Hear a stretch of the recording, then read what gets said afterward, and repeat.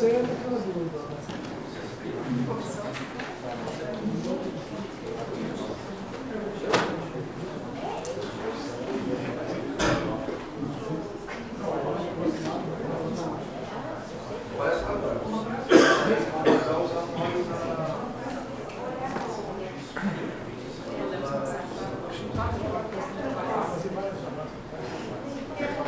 noite. Em nome da coordenação do curso de Ciências Econômicas, em nome também da direção da Escola de Negócios, eu queria primeiramente agradecer a presença de todos, alunos, convidados, economistas que estão aqui presentes, pessoas interessadas pelo tema. Dizer que para nós da FADERGS é um motivo de honra, né, estar recebendo aí o primeiro Economia em Pauta num formato diferente. Ficamos felizes e honrados, né, de estar recebendo. Dizer que todo processo novo, né, é um processo que requer adaptação. A gente trabalha aí para divulgar para os nossos alunos, para que eles conheçam o trabalho também do Conselho, para que eles se aproximem de todas as oportunidades que o Conselho pode oferecer para os nossos alunos. Então, somos parceiros nessa atividade e estamos de portas abertas para recebê-los novamente, receber público externo, alunos que estão aqui presentes. Esse é o nosso trabalho, essa é a nossa intenção, que cada vez mais se fale mais de economia, se entenda mais da economia, porque ela é essencial para as nossas vidas, para a comunidade, para a sociedade como um todo. Então, hoje nós temos o Economia em Pauta. Me ajuda a lembrar a temática dele: perspectivas para a economia brasileira e agronegócios. Então, eu gostaria de convidar para compor aqui o nosso debate Antônio da Luz. Ele é economista-chefe do Sistema Farsul e economista do ano de 2017.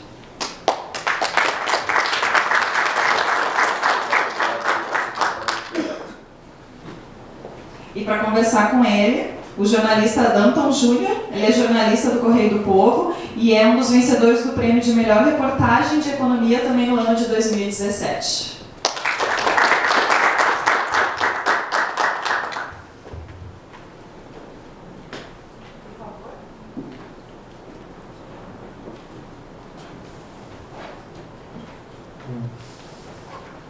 Muito obrigada. Fique à vontade. Boa noite a todos. Boa noite. Bom, acho que nós vamos começar ouvindo, né, a palestra do Antônio e depois a gente faz alguns comentários a respeito. Antônio. Bom, em primeiro lugar, eu gostaria muito de agradecer ao meu presidente Dolfo, presidente do meu conselho, do qual eu faço parte, cumprimentando ele, cumprimentar todos os demais conselheiros e ex-conselheiros aqui presentes. Quero agradecer muito, professora Cláudia, a sua acolhida aqui na FADERGS, faculdade essa que eu venho pela segunda vez, com muita alegria estou aqui. E eu preparei para essa discussão dessa noite um material que, pensando muito menos no Danton, que é um jornalista já de bastante estrada, de bastante prestígio, sobretudo no nosso meio, mas eu estava preocupado mais com os alunos, com a FADERGS, assim, com as pessoas que vão ser meus colegas no futuro. Então eu preparei um material que serve com certeza para os já economistas, mas também dá um pouquinho tira um pouco da abstração que muitas vezes nos parece ser a nossa profissão, e talvez com um pouquinho de aplicação a gente consiga enxergar um pouco do que a gente está estudando lá, sobretudo naquela parte mais fundamental da nossa profissão, e como que a gente, o quão útil são esses ensinamentos que vocês têm aqui, e como isso faz diferença depois na nossa vida profissional. Então, eu vou começar mostrando algumas aplicações, e a partir disso eu quero mostrar o quanto a economia ela é importante para o agronegócio, que a gente fala muito da importância do agronegócio para a economia, mas a gente fala muito pouco da importância da economia para o agronegócio, porque isso é um círculo que se retroalimenta. E se isso é verdade, a economia não é um problema só dos demais setores. Tem muita gente que olha assim, o próprio produtor ou vários operadores da longa cadeia do agronegócio, olha para o PIB, saiu o PIB, caiu, subiu, tantos por cento. Tá, mas o que isso tem a ver com a minha vida? Às vezes as pessoas não têm no agronegócio a consciência do quanto aquilo influencia o seu negócio, o quanto aquilo impacta o seu negócio. Então, por conta disso eu trouxe algumas aplicações para a gente discutir aqui. Acho que está se ligado. Sim, agora sim. Agora ligado, pode ser que ele funcione. Antes de entrar nessas aplicações, eu gostaria de mostrar um pouquinho da nossa produção brasileira, já que vamos falar muito de PIB, de crescimento, da importância do agronegócio para o crescimento, etc. Notem que esse ano a gente deve ter uma produção um pouco menor do que nós tivemos no ano de 2017. PIB é uma medida no fim do dia, é uma medida de volume. Então, logo, a agropecuária não deve ser o vetor da economia nesse ano. Esse ano a economia vai ter que crescer por outros vetores. Mas entrando na questão estrutural, eu vou começar mostrando o milho para vocês e vou chamar a atenção lá para aquelas aulas de fundamento de economia. Lá nós, os economistas em especial, estudam em microeconomia. E só eu queria antes também puxar um gancho que a professora Cláudia falou da relação da FADERGS com o Conselho. Pessoal, já pensou a pessoa estudar 4, 5 anos, se formar em economia, se formar em ciências econômicas e não virar economista? Isso é meio como chupar bala com papel, né? Não faz o mínimo sentido. A pessoa se formou, a primeira coisa que tem que fazer, obviamente, que é procurar o conselho e se registrar corretamente e trabalhar de maneira correta, registrada, enfim. Eu mesmo, eu fiquei mais feliz quando eu recebi minha carteirinha de economista do que quando eu recebi meu diploma, para dizer bem a verdade.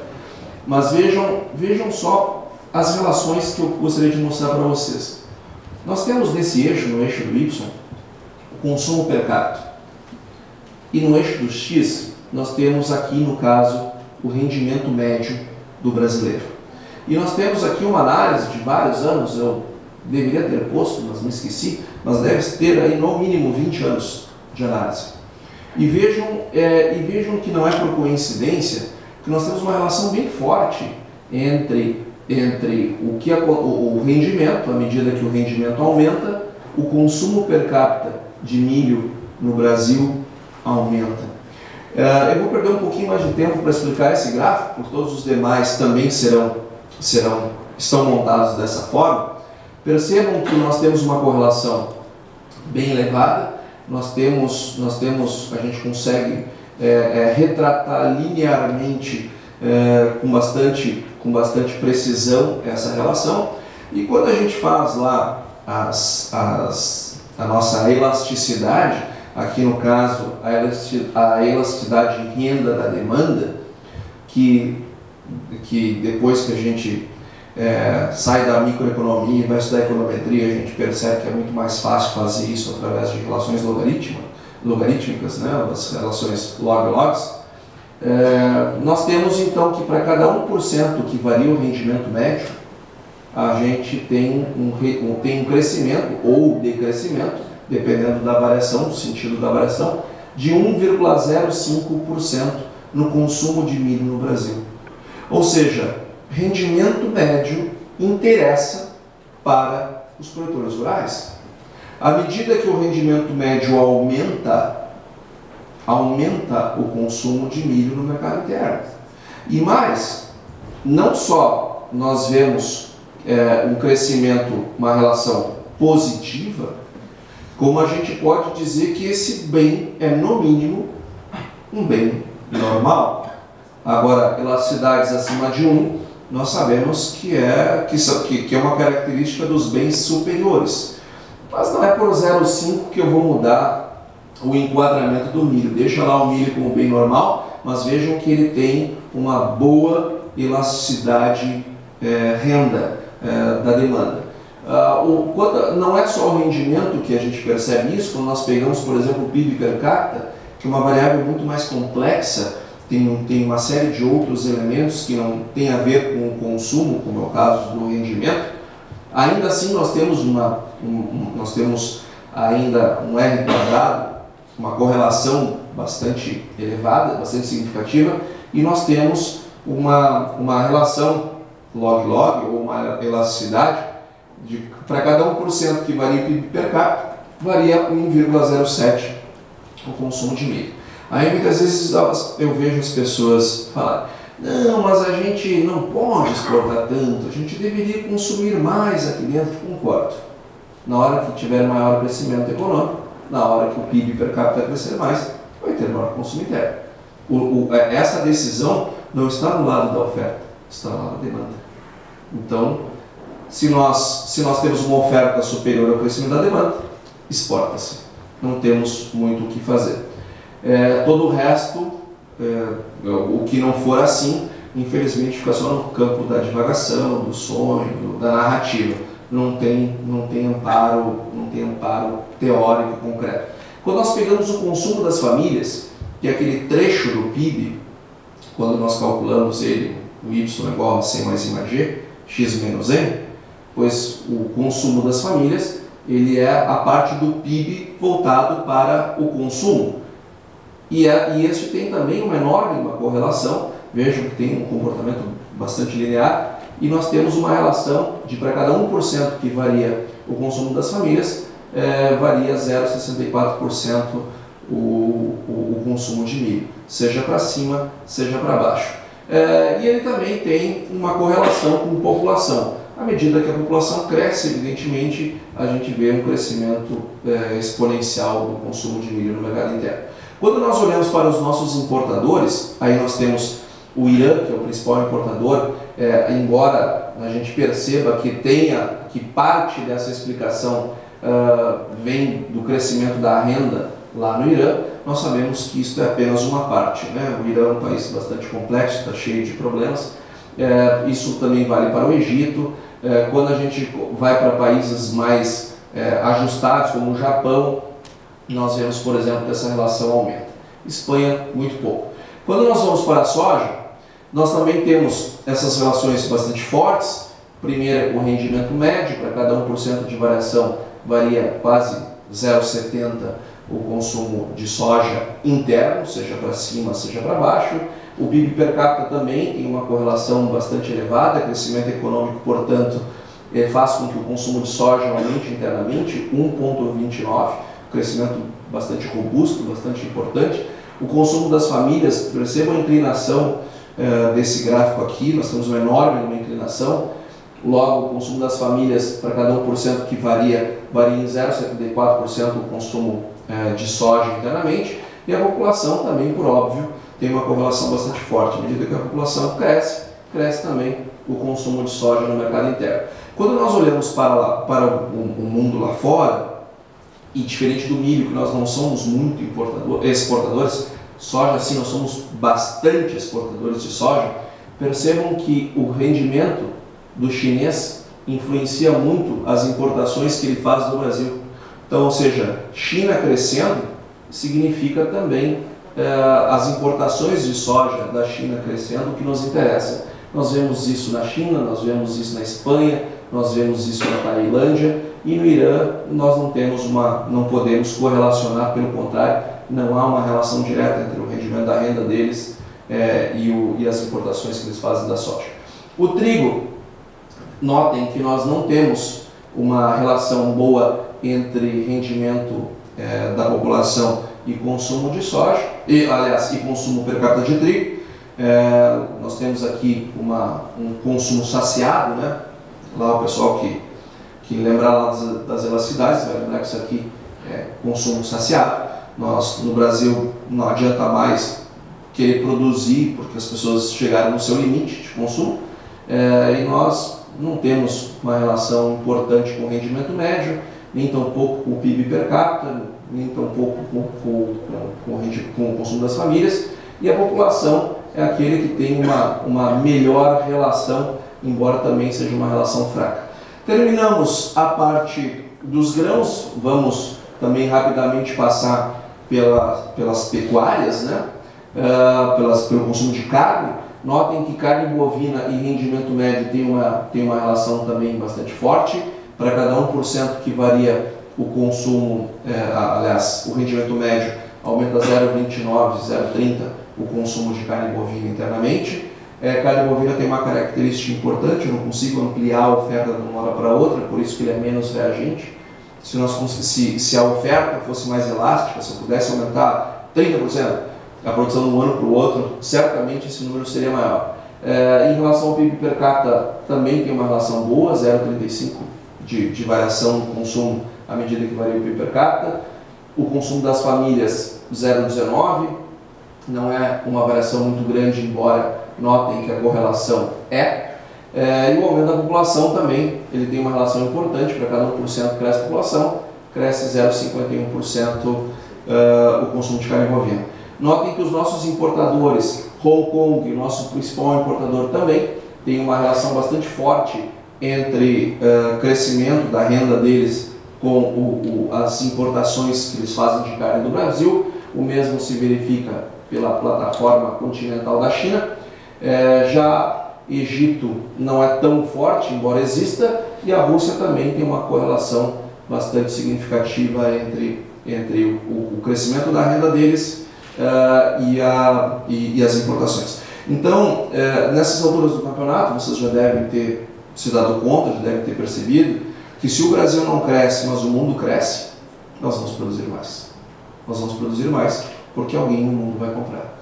E essa é uma grande vantagem do agronegócio em relação a outros setores. O agronegócio foi um setor que por muito tempo deixou de ser estratégico no Brasil. Graças a Deus, o governo simplesmente não tinha um plano para o agronegócio, não tinha uma política voltada para o agronegócio. Nós tivemos isso todos os anos 80, todos os anos 90, um abandono total do governo brasileiro em relação à agropecuária, e foi justamente nesse período que o agronegócio deu certo. Foi justamente quando o agronegócio, esse setor, deixou de ter um tutor, deixou de ser estratégico, deixou de ocupar a mente e os corações dos planejadores centrais. Foi justamente que ele ficou livre para crescer, e assim ele fez. Se o Brasil não cresce, o mundo cresce, ele puxa o agronegócio brasileiro, uma vez que este é o setor mais internacionalizado da nossa economia. Nós somos grandes exportadores, uma parte importante da nossa produção ela é voltada para fora. Suínos e aves, que nada mais são do que espigas de milho, né, no caso dos frangos com asas e no caso dos suínos com focinho, porque eles basicamente são milho, né? Nós somos aquilo que nós comemos, dizem os nutricionistas. Então, tirando isso como verdade, deve valer para os animais também, né? Boa parte do custo desses animais é justamente a produção de milho, e eles são os maiores consumidores. Nós temos, olhando internamente também, temos uma relação bastante alta. Para cada 1% que varia, o rendimento médio do brasileiro varia 0,88% o consumo de carne suína. E aqui uma coisa que eu vou ser repetitivo, mas eu acho importante ser repetitivo, nesse ponto. Quando a gente fala 1% que varia, não é só para cima, né? A gente geralmente tem na nossa cabeça que variou 1%, então tem uma relação positiva, quando varia positivamente. Não, isso é quando varia negativamente também. Se sobe 1%, sobe 0,88% o consumo, mas se cai 1%, cai o consumo. E nós estamos passando por um momento terrível de consumo dos alimentos no Brasil. E as pessoas se perguntam, não, mas como comer? As pessoas não deixam de comer. Deixam de comer sim. Elas diminuem o seu consumo. Elas diminuem muito o seu consumo. E as crises, só o que ela faz com que se diminua de desperdício já é o suficiente para ter um efeito bastante significativo na demanda por alimentos. Não subestime a crise. Crise diminui ingestão de alimentos, sim, lamentavelmente. E nós não vivemos os melhores momentos da nossa história, economicamente, como vocês sabem isso tão bem quanto eu. Em relação ao PIB per capita, notem que nós temos uma relação bastante interessante, cresce até num patamar maior, de 1%, e também cai, né? À medida que o PIB per capita varia, o consumo de carne suína no Brasil varia bastante. O consumo das famílias tem uma relação de 0,64, que também é alta, e com a população nós temos uma relação também, cresce quase 2%. Isso tem muito a ver com preferências, né? As pessoas estão descobrindo a carne suína, muita gente ainda não descobriu. Quando nós olhamos os nossos importadores, Hong Kong é aquele que a gente nota claramente que o crescimento econômico deles, o rendimento médio do habitante de Hong Kong, influencia muito as importações de carne suína, o que a gente não enxerga na China, mas por uma razão muito simples. A maior parte da importação de carne suína da China é feita via Hong Kong. Então nós podemos imaginar que isso também vale para a China. Já a Rússia nós não encontramos essa relação, e na Argentina tem uma relação até inversa, que deve ser por alguma daqueles tricks estatísticos que às vezes acontecem na vida da gente. O frango, para finalizar, também não é diferente. Notem que nós temos uma relação até de bem superior no caso do consumo de frangos, à medida que varia 1%, varia 1,10% o consumo de carne de frangos no Brasil. PIB per capita 1,76, né? O consumo das famílias 0,98% e a população mais de 3%. Então, evidentemente, isso não é um fenômeno brasileiro tão somente, no mundo inteiro está acontecendo. O consumo de frango, o frango que era até bem pouco tempo uma das carnes menos consumidas do mundo, ela deve ali por 2030 ser a carne mais consumida do mundo. A carne mais consumida do mundo hoje é a carne de suíno, perdendo espaço para a carne de frango todo o santo ano.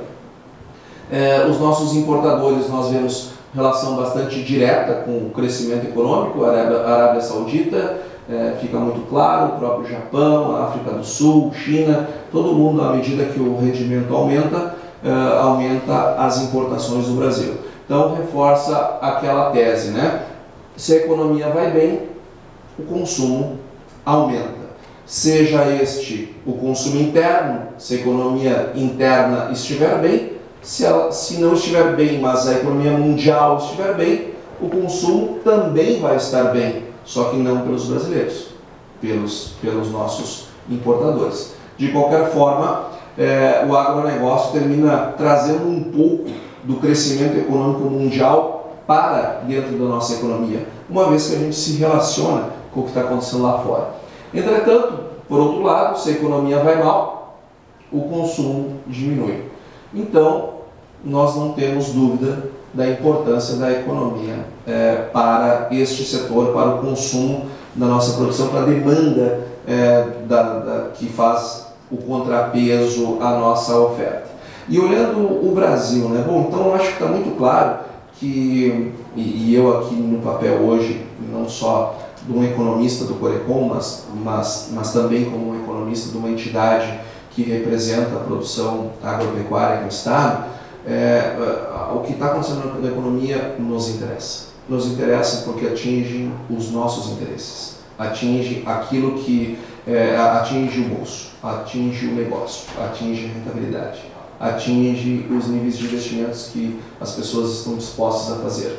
Então, a economia, sim, é um problema nosso. Sim, estamos preocupados com ela. Então, nós vamos, por conta disso, eu quero fazer uma pequena evolução do que tem acontecido no Brasil nos últimos anos e, sobretudo, a gente discutir um pouco o porvir, né? Vejam que rendimento médio, como eu disse, como mostrei, ele é um fenômeno que tem uma correlação com a demanda dos nossos principais produtos. Eu podia ter posto aqui todos os produtos, só que eu ia precisar a noite inteira, de madrugada, para poder falar. Eu peguei só os principais, mas em todos vocês viram que é muito forte a relação entre rendimento médio e o consumo. E o que tem acontecido com o rendimento médio? Nós tivemos uma queda de mais de 10 pontos percentuais no número índice do consumo, do rendimento médio no Brasil. Perdemos aqui 13% de queda entre 2014, abril de 2014, e o último dado que temos. É bem verdade que já tivemos pior, parece que estamos tendo uma melhora, mas vamos combinar que isto ainda não é o suficiente para a gente falar em retomada, melhora, coisa do tipo. Quando nós olhamos para, já que não podemos olhar trimestralmente o PIB per capita, vamos olhar então o PIB e vamos ter a população como dada. Percebam que nós tivemos uma queda bastante grande, desde 2015 estamos com o PIB acumulado em 4 trimestres no negativo. Se a gente tiver a curiosidade de olhar um pouquinho mais para trás, nós vamos olhar que desde que nós voltamos da crise econômica mundial, lá em 2009, quando o nosso PIB chegou a ter um registro negativo em 2009, nós nos recuperamos, só que desde lá a nossa economia não parou de cair até o fundo do poço, que se registra pelo PIB no segundo semestre, bem no meio do ano de 2016. No segundo semestre de 2016 foi o fundo do poço. De lá para cá nós temos melhorado, mudamos completamente o tipo de política econômica que vinha sendo praticado. Agora, dizer que o que está acontecendo no Brasil é um sucesso, a gente tem que usar um pouco da criatividade, da boa vontade, porque não está. Nós ainda estamos com uma taxa de crescimento muito baixa, muito ruim, e sobretudo diante da queda que nós tivemos acumuladas nos últimos períodos. O consumo das famílias, que é igualmente importante para o consumo dos produtos para o consumo dos produtos agropecuários, também tivemos uma queda bastante significativa. Hoje estamos com crescimento acumulado em 4 trimestres de menos de 1%, o que é muito baixo. Quando nós olhamos o emprego, que é uma variável determinante para o nível de consumo, notem que no acumulado em 12 meses, quando olhamos o saldo entre as admissões e as demissões, ainda nós temos a destruição de 123 mil postos de trabalho. Ou seja, o Brasil ainda não está gerando emprego em 12 meses. Mas nós desde aqui começamos a diminuir o tamanho do problema. É verdade. Nesses últimos meses temos gerado. Sim, é verdade. Mas quando nós olhamos os dados acumulados, nós ainda estamos com um saldo negativo. Tem muita gente ainda desempregada que precisa voltar para o mercado de trabalho. Ainda estamos no vermelho.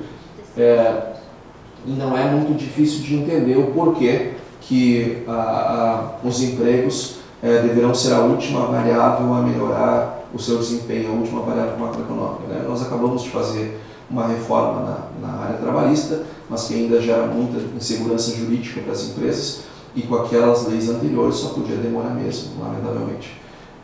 Quando nós olhamos o crescimento populacional, que eu também mostrei para vocês que esse crescimento ele é importante para o crescimento do consumo, isso é a única coisa que no Brasil cresce de maneira consistente.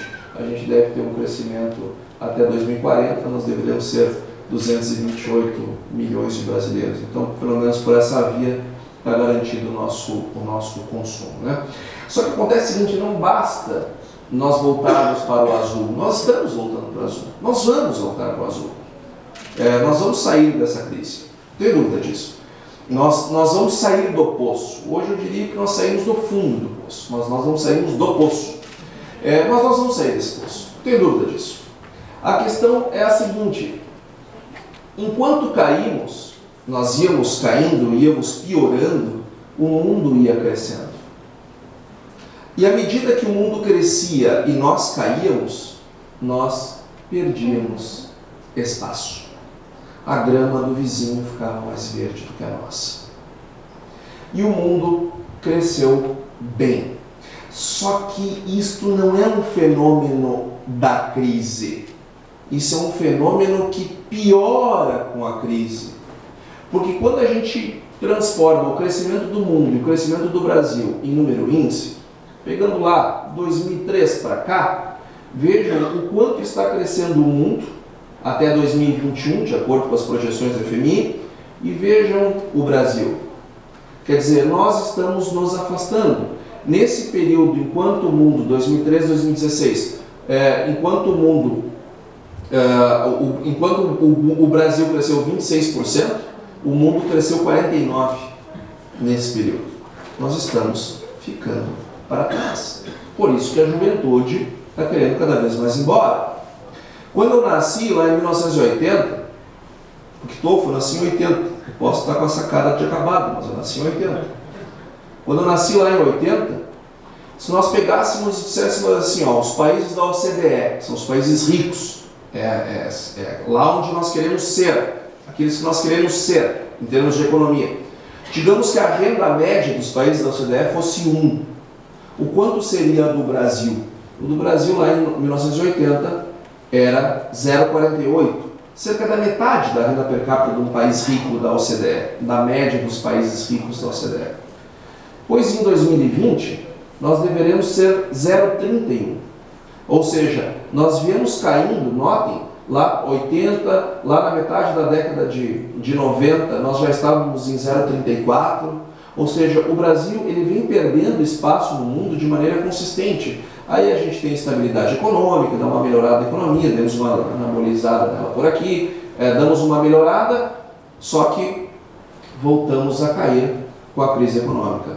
Nós estamos empobrecendo em relação ao mundo. E isto é algo que tem que nos trazer algum tipo de reflexão. Porque nós ficamos discutindo muito debate ideológico, porque o partido A, porque o partido B, porque o fulano, porque o Beltrano, não, esse tem que ir para a cadeia, não, esse não tem que ir para a cadeia. A gente fica muito preso nesse debate e muitas vezes nós, economistas, isso é o que mais dói, nós que fomos treinados para não fazer isso, para não cair nessa, para justamente discutir as coisas de maneira teórica, de maneira científica, dar esse tipo de contribuição. Não, a gente também, muitas vezes, apaixonadamente entramos nesse debate político e por conta desse esquecimento da nossa parte, para não dizer desleixo da nossa parte de economistas, essas coisas acontecem. Nós ficamos num debate maniqueísta e esquecemos o grande debate do crescimento econômico. Algo que no Brasil, pelo menos desde 1980, 84, quando eu comecei, talvez 86, comecei a enxergar o mundo, desde lá, pelo menos, dizer que nós vamos crescer é quase uma ofensa, é que nem dizer que vai lucrar, é quase que um problema aqui no país. Pois está aí o resultado. Os outros países estão crescendo e nós estamos ficando para trás. Eu posso usar outra forma de mostrar a mesma coisa. Vamos olhar aqui em 1990, peguei a renda per capita do Brasil e botei ela no meio. Um X números de país para cima, um X números para baixo, um igual número para cima, igual número para baixo. Ou seja, eu estava olhando a vizinhança do Brasil. Quem era a vizinhança do Brasil em 1990 em termos de renda per capita? O Brasil tinha uma renda de 6.686 e quando nós olhamos para 2016, o que vai ao encontro de muitos discursos políticos, né?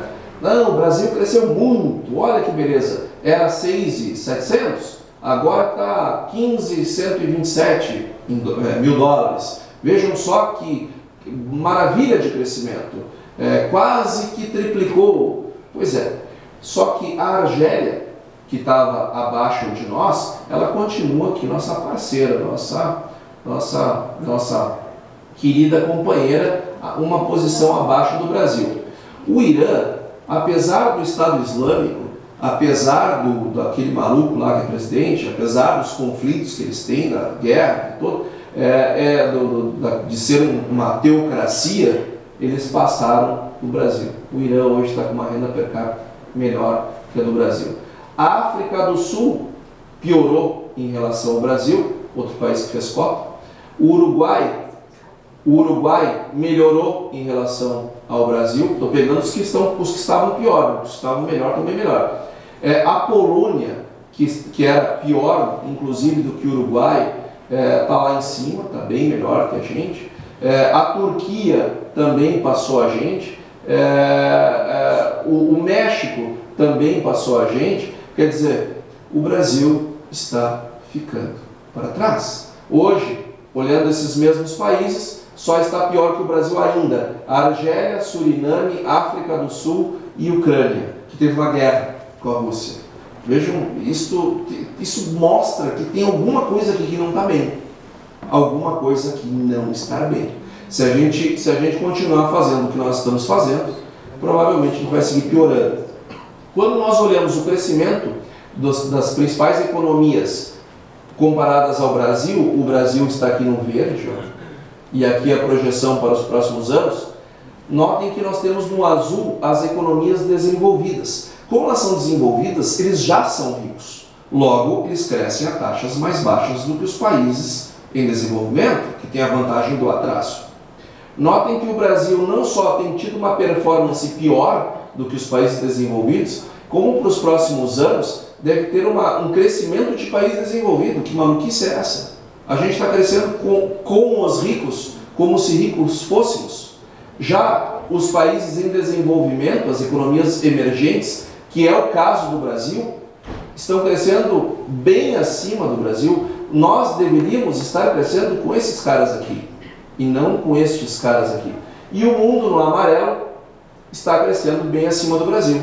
Bom, se o mundo vem crescendo sistematicamente, e olha só, não venha me dizer que eu peguei o período do presidente A, B ou C, estou lá desde 1996 para cá. Nós estamos sistematicamente crescendo menos que o mundo.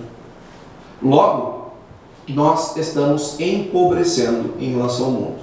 E para mim esse é o pior gráfico, que eu não tenho nenhuma alegria em mostrar para vocês. Quando a gente vê a renda per capita do brasileiro em relação à média do mundo, o que nós vemos? Historicamente, o Brasil tinha uma renda média acima da média mundial.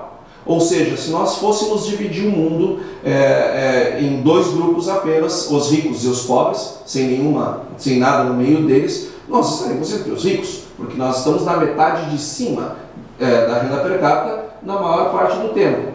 Mas as coisas já não vinham bem e veio a crise e nos botou abaixo do mundo. Pois então agora nós estamos na metade pobre do mundo. Gente, eu acho que a gente tem que olhar para isto de maneira mais atenta, porque as coisas do jeito que estão, nós vamos entregar para as próximas gerações um Brasil bem pior do que nós recebemos. Nós precisamos mudar algumas coisas aqui, do jeito que as coisas estão, elas não estão indo bem. E eu posso me pegar na crise, né? Vamos pegar esse trecho aqui da crise e vamos fazer uma outra abordagem. Se nós nos recuperarmos, vamos supor que nós queremos nos recuperar, que é uma pergunta recorrente que volta e meia me fazem. Tá, Antônio, mas quanto tempo essa crise vai durar? Quanto tempo vai levar para a gente se recuperar? Olha, eu não sei, mas vamos olhar para o passado para tentar enxergar o futuro. Se nós pegarmos o crescimento de 1996 até 2014, ou seja, antes da crise, eu estou na crise botando lá uma dummy, não estou pegando a crise, o Brasil cresceu uma taxa de 3% ao ano. O PIB mundial cresceu a 2,9% ao ano. Média contra média. Ou seja, em 2015 e 2016, nós acumulamos uma queda de 7,19%. Então, o que acontece?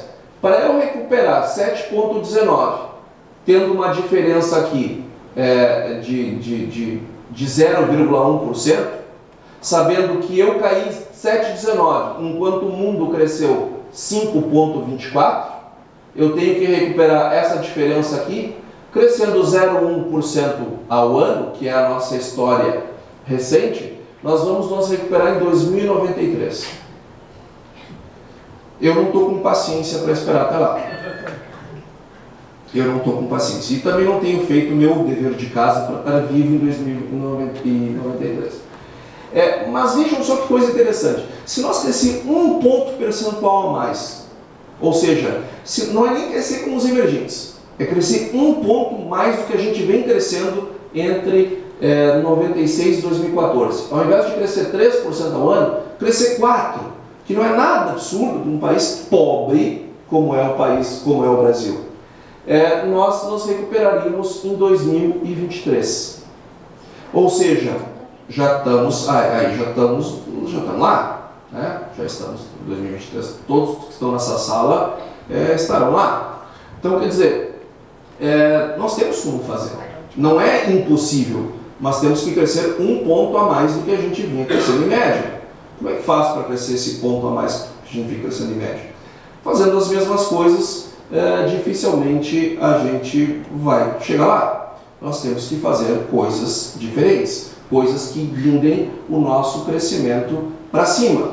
Se nós olharmos ainda como o mundo está olhando para a gente, para tentar buscar uma explicação do porquê que nós somos assim, vamos ver então no que a gente tem que mudar, por onde a gente começa, como é que os outros nos olham. Doing Business, na nossa classificação geral, num ranking de 190 países, nós estamos na posição 123, 123ª posição, atrás da Argentina, para quem se importa com essa nossa disputa aqui com a vizinhança. Quando nós olhamos para abrir uma empresa, nós estamos na posição 175 de um total de 190. Eu mesmo fui abrir uma empresa no ano passado e a minha contadora botou os números do CNAE e uma servidora lá da junta, que talvez tivesse até com o seu salário atrasado, parcelado, sei lá o quê, ela glosou o meu processo de abertura de empresa, porque a contadora não escreveu por extenso o que significa aquele CNAE. Mas pelo amor de Deus, o número já para te não ter dúvidas quanto à escrita, tu já bota o número que é para não errar na escrita, mas não, tinha que botar o número e escrever. Uma coisa bastante inteligente para um país em crise, para quem não consegue, para um sujeito que está tentando emitir uma nota, ajudar a crescer a economia, pagar os seus impostos. Pois essas coisas a gente vê no dia a dia. Quando nós olhamos a obtenção de alvarás de construções, nós estamos na posição 172. Registros de propriedade, 128. Por que será que as empresas multinacionais só vêm para cá para vender e não vêm aqui para pesquisar, né?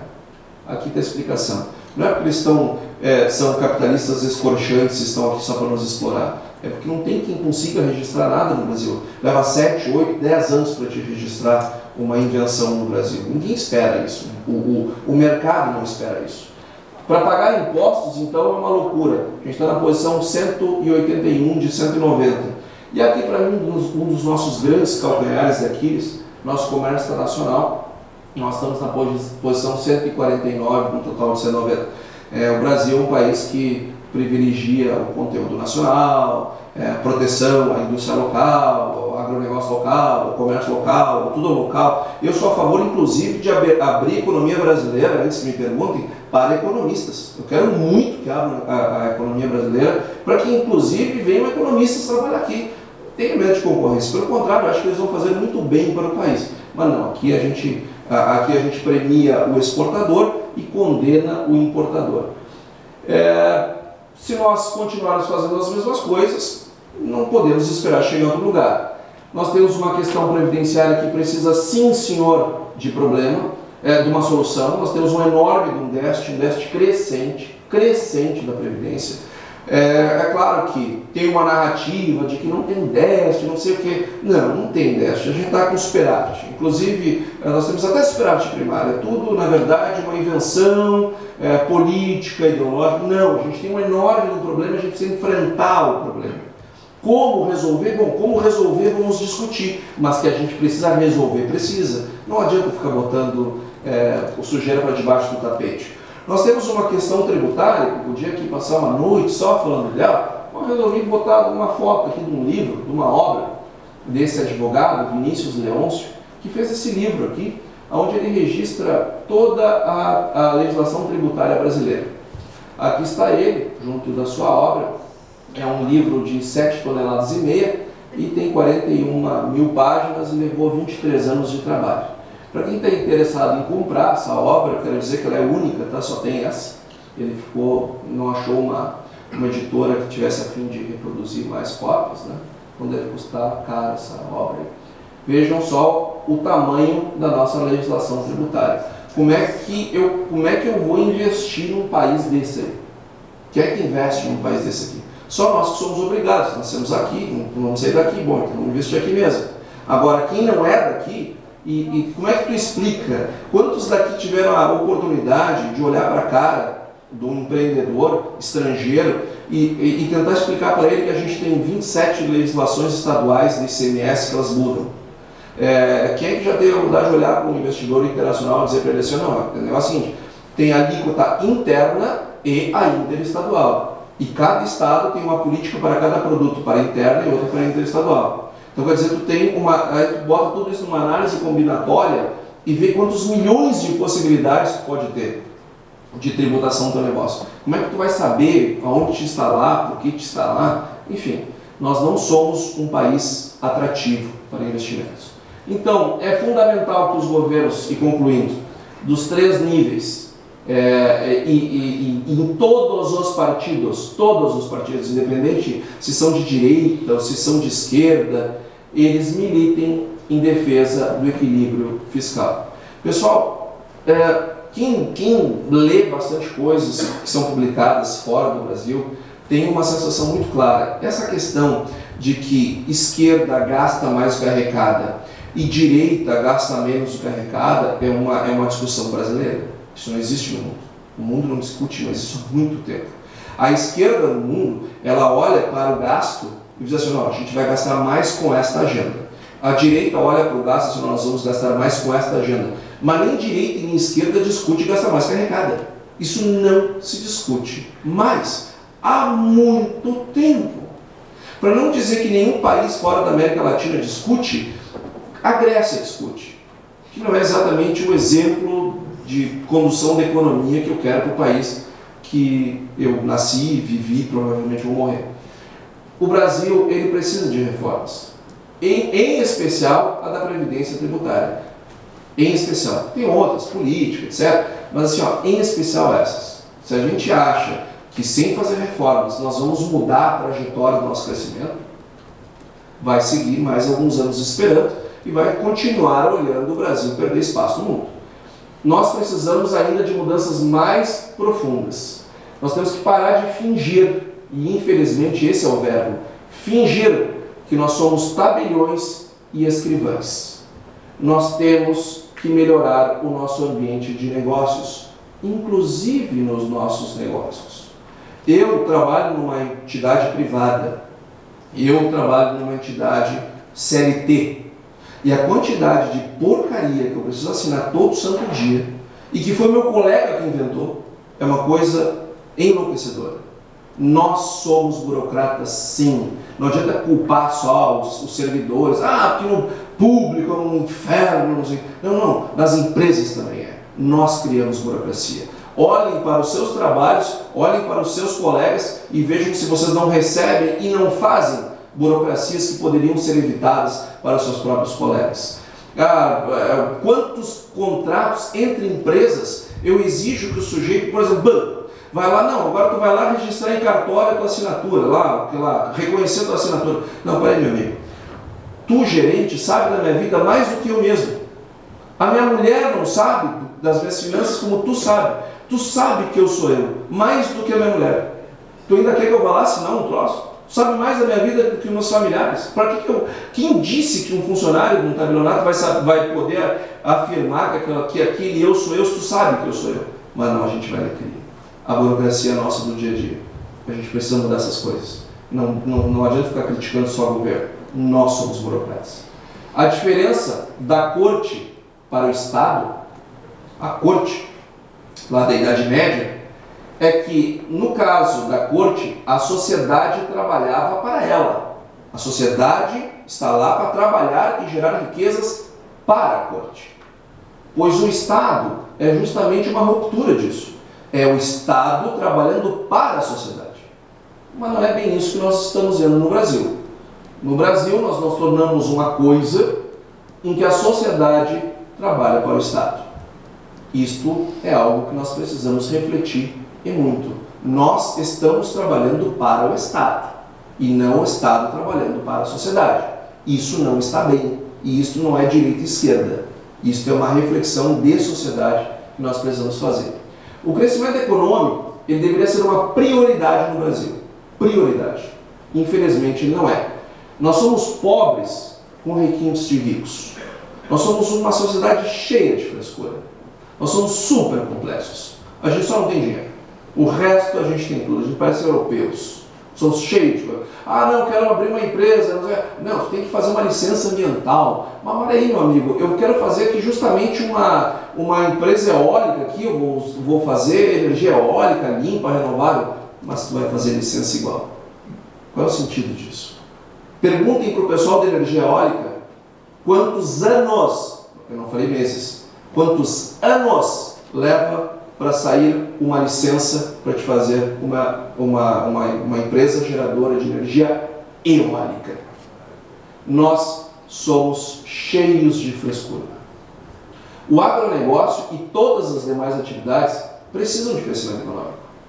A diferença do agronegócio é que se o Brasil não vai bem, a gente exporta. Mas todas as atividades precisam de crescimento econômico. Isso é uma coisa que interessa a todos. A todos. E aos estudantes, eu queria deixar um recado que eu gostaria de ter ouvido na época que eu era estudante de economia e que talvez tivesse me ajudado na minha trajetória. Trabalhem, estudem não para passar. Trabalhem e estudem para ser grandes economistas. Vocês querem mudar o mundo? São administradores, são da escola de negócio, enfim. Estudem para atuar nestas áreas. Porque não tem coisa mais importante para o Brasil do que pessoas boas nestas áreas. Nós temos muitos gurus. A gente está cheio de guru e gente que em vez de usar a técnica que a duras penas aprende ao longo dos cursos, eles terminam virando mercadores da fé ideológica de outrem. Isso está cheio. Desses economistas em especial, o Brasil está cheio. O Brasil não precisa deles e paga maus salários para eles, sim. Agora, para bons economistas, para aqueles que realmente têm uma visão voltada para aquilo que é certo e não aquilo que as pessoas gostariam de ouvir para fazer narrativas e discursos políticos, para essas pessoas tem muito mercado, sobretudo no agronegócio. Com esses dados, eu agradeço a atenção e eu fico à disposição para o debate.